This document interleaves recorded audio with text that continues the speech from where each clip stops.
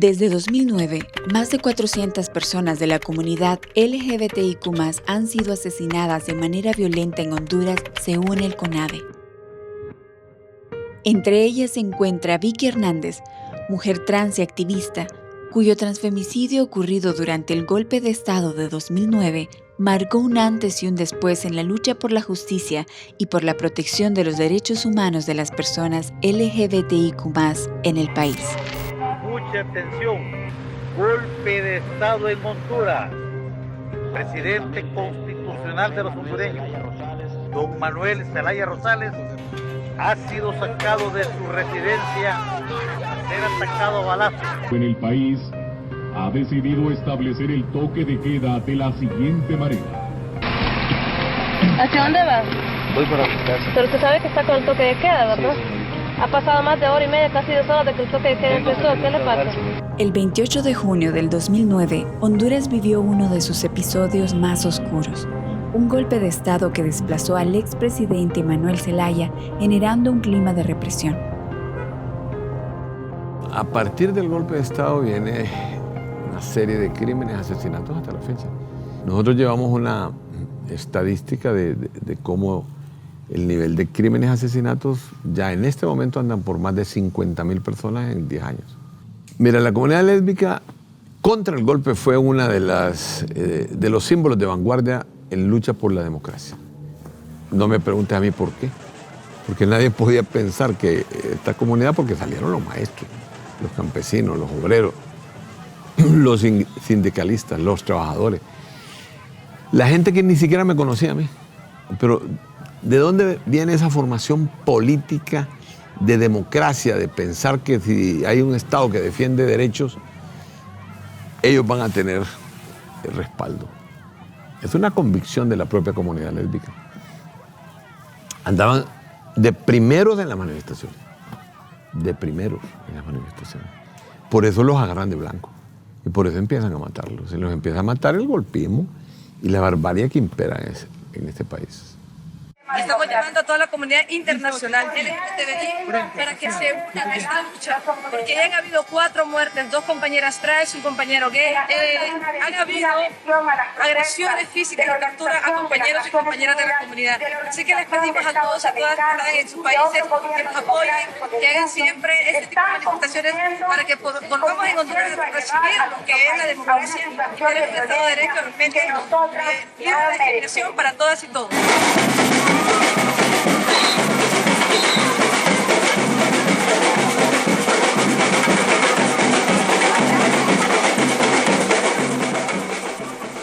En el golpe de Estado del 28 de junio, la gente se autoconvocó y en esa gente estaba la comunidad LGTBI. O sea, las personas LGTBI estábamos en la calle junto con sindicalistas, maestros, maestras, el gremio. Bueno, ¿quién no estaba ahí? Las feministas también. Y nos llamamos al final Feministas en Resistencia. Durante los 6 meses que estuvimos en las marchas, porque fueron 6 meses de marchar diariamente primero para que tratar de que el golpe se diera vuelta, no lo logramos. Ahí se fue cambiando el frente de resistencia contra el golpe. Después todo esto se convirtió en el Partido Libre, Libertad y Refundación. Se hablaba de la refundación del país. Me acuerdo que cuando nosotras estábamos en las marchas y la gente, mucha gente, había marchas hasta de 300.000, 200.000 personas, que eso era muchísimo aquí en Tegucigalpa, que era el lugar donde más se hicieron fuertemente marchas, pero también hubieron en La Ceiba, en San Pedro Sula, pero aquí era donde más había. La represión era gaseadas todos los días, corridas, y todo eso quedó registrado. Yo no sabía que él era trans. Él se crió niño, yo le decía Johnny y tal cosa, porque él así se llamaba, yo lo llamaba Johnny. Y cuando él se transformó en trans, ya fue como a los 16 años cuando él se fue para Guatemala a trabajar allá para ayudarme y darme una vida mejor, decía él. Al fin y al cabo yo acepté como era ella. Entonces yo por eso no iba a discriminarla a ella, porque es nacido de mí. Yo lo parí con dolores. ¿Y por qué yo iba a desecharla? ¿Sabes que no? Yo la recibí a ella porque él así quiso. yo no podía obligarlo a él que fuera de otra manera.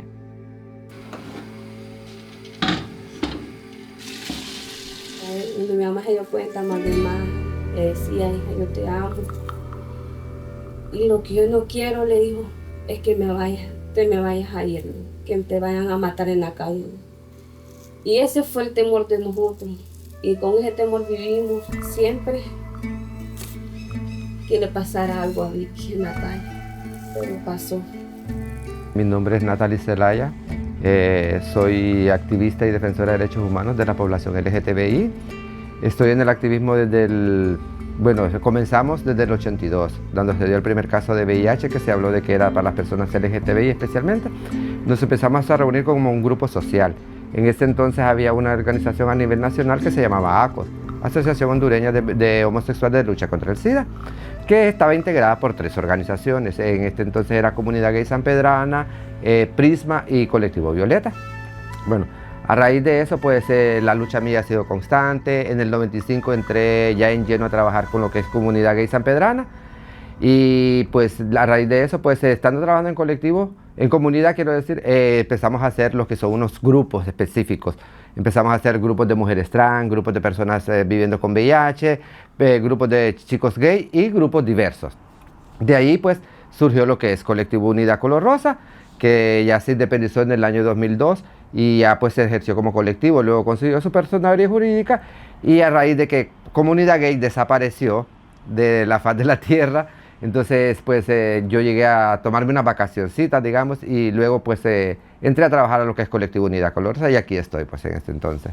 Pues sí, como le dije, pues a raíz de que nos afectó bastante el primer caso de VIH que se dio en Honduras, pues nos empezamos a reunir todas las trabajadoras sexuales trans en ese entonces. Me acuerdo que el espacio nos brindaba en ese entonces la lucha contra el SIDA, que lo manejaba el doctor Carlos López, pues nos brindó un espacio para reunirnos con limitantes y todo por ser mujeres trans, ¿verdad? Y aparte de que la mayoría de las chicas tenían que ir trasnochadas, desveladas, de goma, y pues con vestimentas tal vez de que venían de trabajar, no adecuadas para una reunión.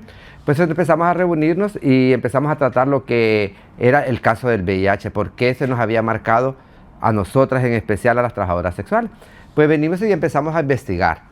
Yo fui una de las personas que pues estaba muy curiosa en saber qué era el VIH, cómo se transmitía y todas las cosas, y empecé a investigar. Luego pues empecé a informar a las demás chicas y empezamos a reunirnos. Luego, como les digo, pues se hizo a nivel nacional, formaron varias organizaciones. Me tocó trabajar con Comunidad Gay. Muy bonito trabajar en lo que es prevención, porque antes se trabajaba en lo que es prevención, porque era el boom. Luego, pues, entramos a trabajar lo que es derechos humanos. En cuestión de derechos humanos, empezamos a trabajar en lo que son crímenes de odio y muertes violentas. Que como ustedes pueden ver, pues, las mujeres trans somos las más visibles en Honduras y en todos los países. Y aparte de ser trabajadoras sexuales o vivir con VIH, pues ya es una triple discriminación. Entonces empezamos nosotras como más fuertes a hacer la lucha y a hacer el eco, la bulla, decíamos nosotras, en las demás personas que nos podían apoyar. Y pues se hizo una organización muy grande se hizo a nivel nacional, pero habían limitantes, no teníamos lo que era el financiamiento. Solo teníamos un espacio que nos prestaban para reunirnos, pero la lucha se nos fue haciendo más fuerte porque empezaron en ese entonces todas mis compañeras trabajadoras sexuales, que cuando yo comencé a ejercerlo, las estaban matando. Unas estaban muriendo por VIH, otras por mala información, otras porque no tenían acceso al medicamento, muchos motivos por los cuales pues estábamos desapareciendo. Y pues empezamos a hacer la lucha más fuerte. Luego me acuerdo que se formó, ya cuando el colectivo tuvo auge, me acuerdo que hizo lo que es el primer encuentro de mujeres trans a nivel nacional. Se hizo aquí en San Pedro Sula. Ya me acuerdo que vino la señora Marcela Romero, que es la presidenta de la Red Latinoamericana del Caribe, vino la señora Stacy de Otrán, vino una chica de El Salvador, vinieron varias representantes de organizaciones. Ahí fue donde yo empecé a tener más auge, más acercamiento con Vicky Hernández. Entonces va a doblar aquí a la izquierda para señalar donde vivíamos, aquí a la izquierda. Aquí, esta era la casa que nosotros alquilábamos, la Casa Verde que está allí, mire, esta casa. Aquí fue donde yo viví y compartí casi 2 años con Vicky, aquí, en esta casa de aquí. Fue donde yo compartí con Vicky 2 años. Todo esto aquí pasábamos, ¿ves? Todo esto es Sonseri. Ahora va a doblar a la derecha para señalar donde vivía la familia de Vicky. En esa cuartería color peach, ahí vivía Vicky.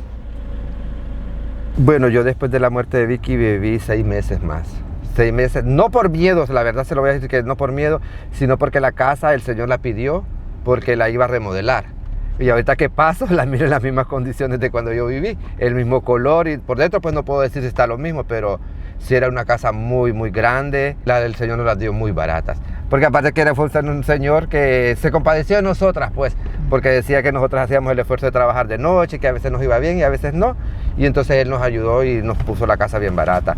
Nos empezamos a mudar de la casa porque dos de las chicas que vivían ahí, pues ellas lograron conseguir protección internacional, se fueron. La muerte de Vicky, pues ya solo habíamos quedado 3 personas. Una de ellas pues volvió con la familia y ya solo quedábamos 2, y que era Michelle, la afinada Michelle y yo. Y entonces pues Michelle volvió con su familia y yo decidí pues ir a rentar algo más cómodo y más pequeño.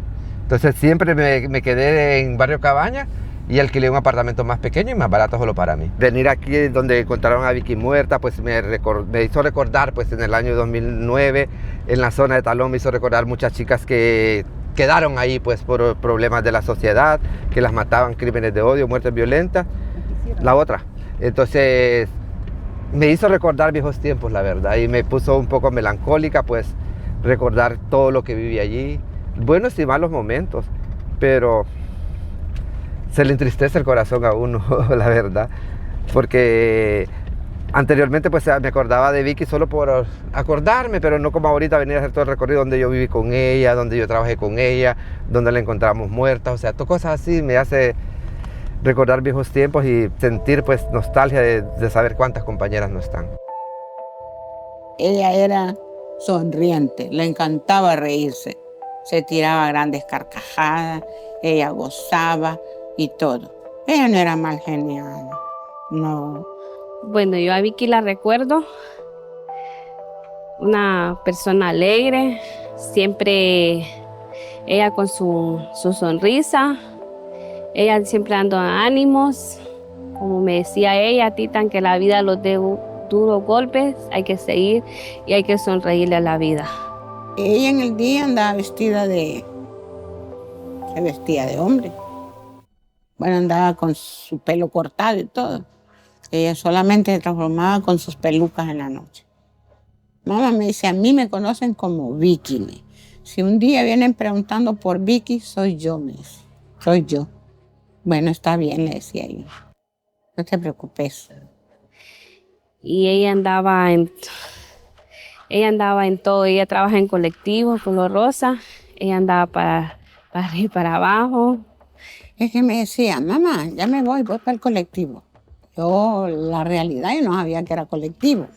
Me dice, ¿dónde trabajamos? Me dice, para beneficio, me dijo, de las personas. Me dice que ella trabajaba, era donde salían a marchas. A que hubiera igualdad, que hubiera igualdad de género. Yo, en la realidad, yo soy nula en eso. Entonces, eso era lo que me dijo, vamos a pelear, me dice. Y eso era lo que ella hacía. El colectivo Unidad Color Rosa, nace en el 2001. Ahí empezamos como el reclutamiento para las chicas, formación de sensibilización en los temas que van específicamente para nosotras, como el tema de género, el tema del uso de hormonas y sustancias, el tema de drogas y alcohol, el tema de trabajo sexual. Los ejes transversales eran la prevención del VIH, derechos humanos e incidencia política. Entonces ella es una persona emprendedora, una persona comprometida, con mucha empatía para la comunidad trans, se empodera mucho, logra ser una figura pública para nuestra organización, pero lamentablemente en el 2009, en el golpe de Estado, Vicky fue asesinada. En la madrugada del 29 de junio, Vicky Hernández fue interceptada por una patrulla policial en San Pedro Sula durante el toque de queda. Su cuerpo fue encontrado sin vida horas más tarde. Para mí fue doloroso cuando me dijeron que me la habían matado. Y las muchachas que andaban con ella, yo la estaba esperando otro día con su comida, porque me dice, mamá, me tiene comida, me hace sopita. Sí, le digo yo. Fue una noticia muy dura para nosotros, porque Desde ese momento la vida de nosotros cambió. Como era el sostén de la casa ella, entonces de ahí la vida de nosotros cambió demasiado. Cuando se fue en la noche yo quedé esperándola con la cena, porque le hice la cena, se la puse, se la guardé para esperar. Pero no vino esa noche. Al día siguiente le estábamos haciendo la sopita y cuando miro que ya era tarde y no venía para almorzar, fue donde yo me preocupé y empecé a preguntar. Se habla de por lo menos 29 muertes en un periodo de 7 meses. Es el escenario del golpe de Estado y las principales afectadas de este grupo son justamente mujeres trans en situación de prostitución. Yo quiero señalar que se habla de este grupo de 29 personas, que hay 15 mujeres trans que son asesinadas y quisiera señalar las características que tienen estas muertes.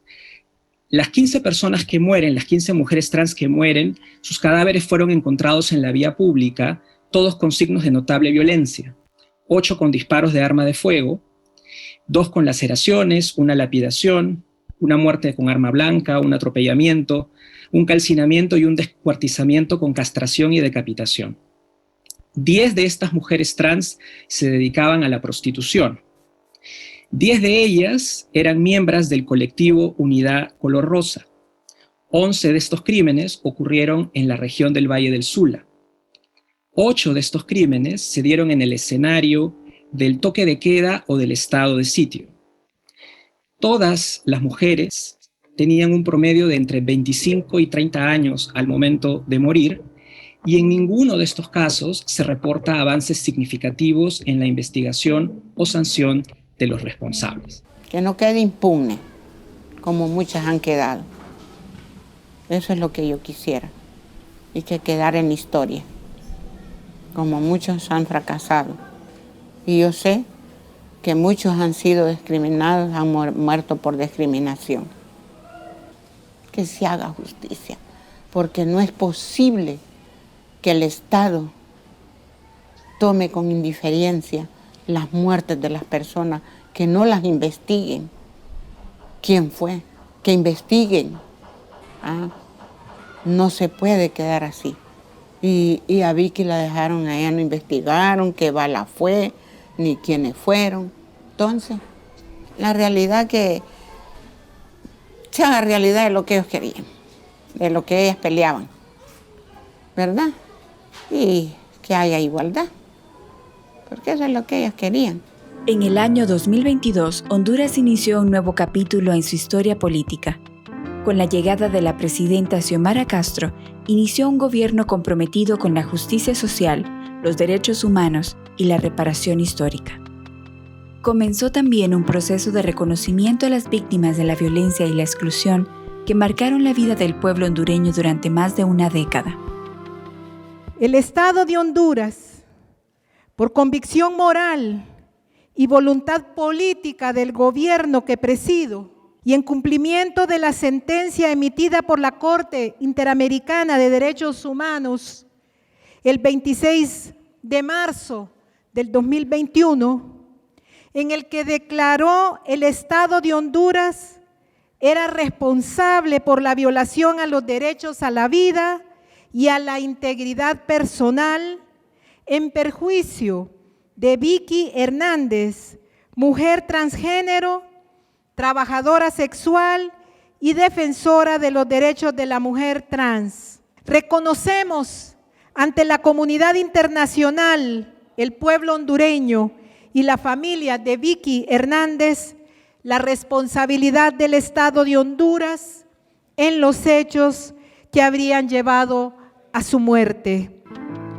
ocurrida en San Pedro Sula el 28 de junio del 2009. La Corte Interamericana de Derechos Humanos condenó al Estado de Honduras por su responsabilidad en la violación de derechos como la vida, integridad personal, protección judicial, la igualdad y no discriminación. En la actualidad, el caso de la sentencia Vicky Hernández y otra se encuentra en una etapa de supervisión de cumplimiento de puntos resolutivos de la sentencia. Dicha sentencia contiene medidas de satisfacción y garantías de no repetición, como el acto público de reconocimiento de responsabilidad internacional en el que participó la propia mandataria, la presidenta constitucional, Iris Xiomara Castro Sarmiento. El apoyo para el tratamiento psicológico de la familia, de la víctima, y parcialmente se encuentra cumplidas las reparaciones relacionadas por los conceptos de daño material, daño inmaterial, gastos y costas del juicio. Por otro lado, en conjunto con el Ministerio Público, la Secretaría de Seguridad, el Instituto Nacional de Estadísticas, con apoyo de la Agencia Española de Cooperación Internacional para el Desarrollo, estamos trabajando el diseño de un sistema de recopilación de datos y cifras que registre los casos de violencia contra la comunidad o población LGTBIQ+. Adicionalmente, se aprobó y ya está funcionando la beca Vicky Hernández, de las cuales se encuentran ya beneficiadas 3 personas. La beca Vicky Hernández representa un acto de justicia social y un acto de justicia histórica con esta población trans altamente vulnerabilizada en el estado de Honduras. Esta beca representa también una oportunidad educativa de transformación, pero también de poder desarrollarse estas personas que adquieren esta beca para su profesionalismo, pero también como seres humanos. Esta medida como gobierno de creación de oportunidades y de aperturar las iniciativas y políticas públicas, realmente sí estamos avanzando significativamente en la inclusión social, en romper esas brechas de desigualdad y también en que estas poblaciones tengan oportunidades para salir de sus condiciones de vulnerabilidad y pobreza en las que se encuentran. Para mí simboliza el poder seguir cursando mi carrera universitaria, cumplir un gran sueño y en un futuro poder abrir puertas a demás mujeres de mi comunidad y poder dar un espacio en el cual ellas sean valoradas socialmente y puedan desarrollarse. En mi caso, este es un gran paso para mí, poder recibir esta beca y continuar con mis estudios. Para mí es el primer regalo del año, el más esperado que tenía. Sinceramente, casi no participo porque uno siempre dice, no creo, pero uno no pierde la esperanza y la oportunidad, ¿no? Y vale más que sí opté y me acabo de ganar esta beca y me siento muy contento, muy feliz, y también porque después de mí vendrán muchos más. La Unidad de Políticas Públicas se ha creado para crear política de Estado, para crear política para el desarrollo y combate a la pobreza. CDSOL atiende más de 13 poblaciones en situación de vulnerabilidad y estamos creando políticas públicas desde enfoques diferenciados, abarcando e incluyendo enfoques de diversidad, enfoque de género, enfoque multicultural y enfoque interseccional. ¿Qué significa esto?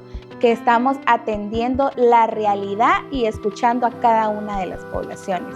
Bueno, la Mesa de Políticas para la Inclusión es un ejercicio no solamente de apertura y de simbolismo, sino que también de quebrar estructuras. Ese es el primer espacio en la historia de Honduras donde se instala un espacio de diálogo y de concertación entre sociedad civil y el Estado de Honduras para poder hablar de la importancia y de la relevancia y de las denuncias que tiene la población LGTBQI+, donde no solo es un espacio para hablar, sino también para construir, para consensuar, y donde nos podemos tratar como iguales dentro del gobierno y fuera de él, ¿no? Inicialmente es importante reconocer que las políticas públicas no son un favor, sino que es una obligación de los estados. No solo es una obligación para que se ejecuten y se pongan en cumplimiento, sino que también esto responde también a saldar deudas históricas que se le deben a las personas LGTBQI+ en Honduras. Es importante también porque también se fortalecen los marcos normativos y existen ejercicios de representación y participación ciudadana, y sobre todo inclusión y democracia. Hoy por hoy Vicky Hernández es un gran referente, no solo desde la mirada de la memoria, de la justicia y de la reparación, sino también como un recordatorio de que los derechos humanos no son negociables, deben de ser permanentes y deben de ir en acción creciente en todo momento.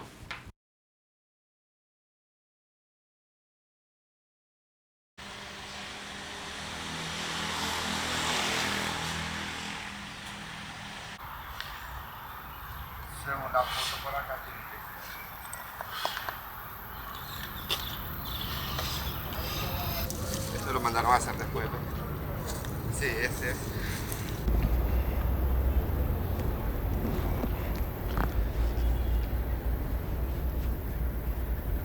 Ahí dice, recuerdo de las catrachas y de su madre. Es triste recordar todo lo bueno y lo malo que se vivió con ellas. La verdad, y era una persona muy joven que lamentablemente pues nunca esperamos de que ella, al retornar ella de haber regresado a la casa después de que los policías nos dijeron que era el toque de queda, pues nunca esperamos de que ella se fuese a regresar a la zona de trabajo, que mucho menos iba a perder la vida en el 29 de junio, que es el golpe de Estado.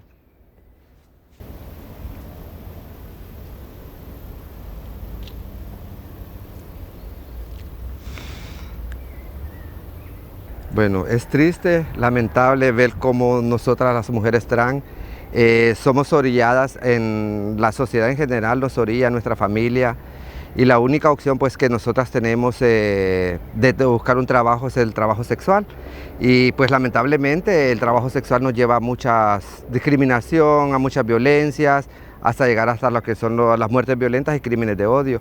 Como podemos ver, pues tantas compañeras, amigas, y qué puedo decir, como hermanas que tuve, pues y es lamentable ver desde pongámosle desde el 89 hasta el 2025 ahorita, cuántas mujeres trans no han muerto. Y la reflexión pues que yo le pido al gobierno de Honduras y al gobierno a nivel internacional de todos los países, pues que se nos reconozca como personas en este país y en muchos países más, que se nos reconozca nuestros derechos de nuestra identidad de género, a reconocernos como el nombre femenino. Pues yo creo que con ese avance de ser reconocidas en nuestro país legalmente, pues ya tendríamos más derechos, a gozar más derechos y a tener el derecho más que nos perjudica a nosotros, el derecho a la educación y al trabajo. Y también pedirles pues a la Secretaría de Educación que implemente las currículas educativas donde se habla de la sexualidad, que eso sería un avance para poder evitar la discriminación y el estigma que sufrimos desde ser pequeñas y pequeños de edad. La memoria de Vicky Hernández nos convoca a la justicia. Su historia recuerda que la defensa de los derechos humanos exige verdad, reparación, voluntad y compromiso institucional, pero sobre todo, una sociedad que no permanezca indiferente ante la violencia y la discriminación.